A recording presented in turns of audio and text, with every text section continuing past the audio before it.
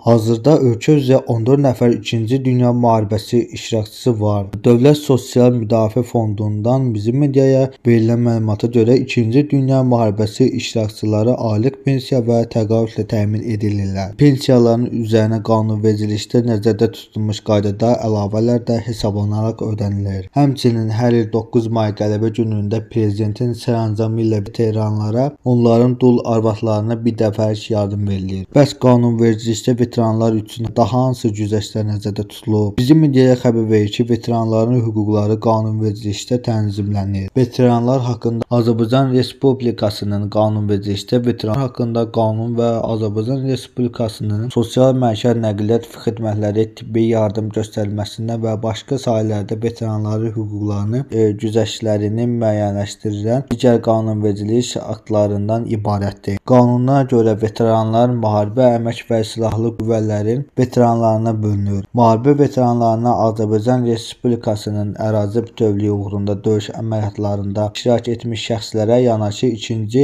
Dünya müharibəsinin illərində vətənin müdafiəsi uğrunda döyüş əməliyyatlarında iştirak edənlər 1941-1945-ci illərdə keçmiş Sovet ordusunda, donanmasında, daxili işlər və dövlət təhlükəsizlik orqanlarında hərbi xidmətdə olmuş, lakin döyüş əməliyyatlarında iştirak etməmiş hərbi qulluqçular da daxil edilir. Veteranlar üçün nəzərdə tutulmuş güzəştlər veteran vəsiqəsi təqdim edilişdə həyata keçirilir. Veteranlara pensiyalar, əmək pensiyaları haqqında qanun əsasında təyin edilir.